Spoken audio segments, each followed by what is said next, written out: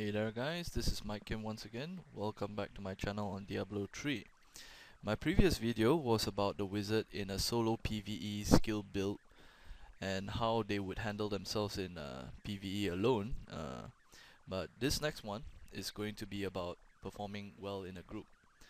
Now if you compare the wizard in a group and killing solo, there are some similarities, especially their mobility skill and their arcane power generator. The wizard is by far conditioned to deal as much damage as possible though, and being in a group is a perfect opportunity to take advantage of that, as they don't really have to worry about enemies making a beeline straight towards them. The reason for this is that there will be multiple players within your group, which makes it so that you aren't the only target among a horde of enemies, so you won't have to kite as much. That being said, that doesn't mean you'll have to forego defensive and utility skills altogether. They'll still be present, just you'll focus on them less.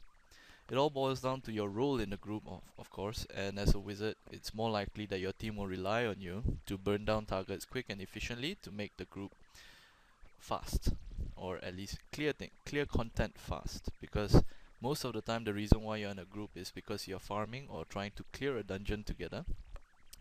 So you'll need to perform your role as DPS, and because you're ranged and you are in the perfect position to deal a lot of area of effect damage, that works.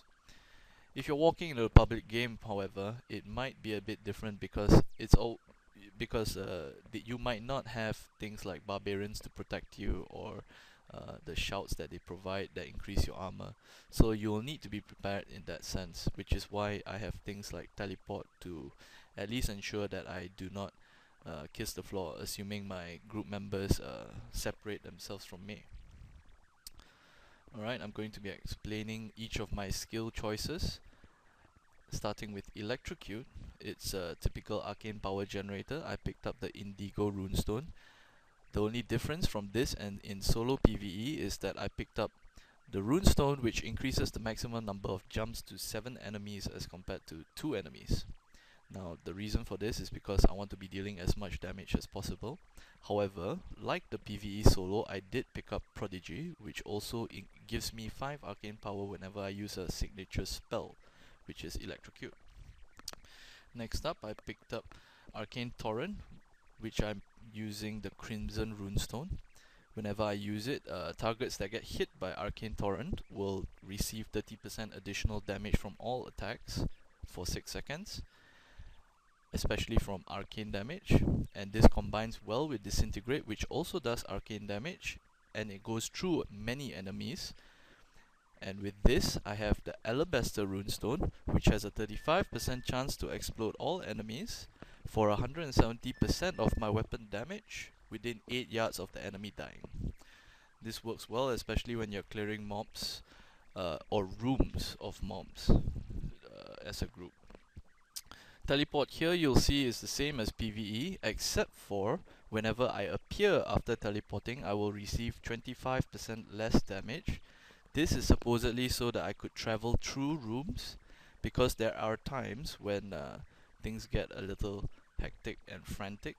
You'll find that you get separated from your teammates, and you might want to consider using this to at least meet up with them again. I did consider Wormhole because it reduces the time that you have before the cooldown begins. What this does is, it says here, after casting Teleport, there is a 1.2 second delay. What my friends tell me is that for 1.2 seconds you can teleport as much as you want, which is up to about 4 to 5 times possibly. I cannot confirm this because I have never tried the runestone myself, so I'm not going to say that's a fact. Instead of ice armor, I took energy armor. What this does is it increases your armor by 20%, lowers your maximum arcane power by 20. However, with the pinpoint barrier, you do get a 6% increase in your critical hit chance whenever this is active. So when it comes to dealing as much damage as possible to the biggest group of enemies you can, this is probably the most efficient armor you can have. And for my final skill, I picked up the Familiar, which is a 1 minute duration pet that does not disappear and cannot be damaged by enemies. It does 15% of your weapon damage as arcane. I do not know the attack speed or how much damage it can deal. However, with the Crimson Runestone, it does increase all your damage by 30%, which is, in my opinion, very powerful, at level 4 at least. For passive skills, I mentioned I picked up Prodigy, which gives me 5 arcane power every time I use a signature spell. My second passive skill is an offensive one, which is Glass Cannon, which increases all damage I deal by 20%, but decreases my armor by 10% and my resistances by 10%. On the other hand, because I have energy armor which increases my armor by 20%, I'm not sure if it's multiplicative or something, but I hope that it'll balance itself out. And I'm also assuming I'm not going to be hit that often. Over here you'll see I have Galvanizing Wand, which is my defensive passive skill. It gives me increased duration on my armor spell and as well as life per second regen. This is the same as my solo PvE spec, but I picked it up only because I might need to, what do you say, run away from enemies? Yeah.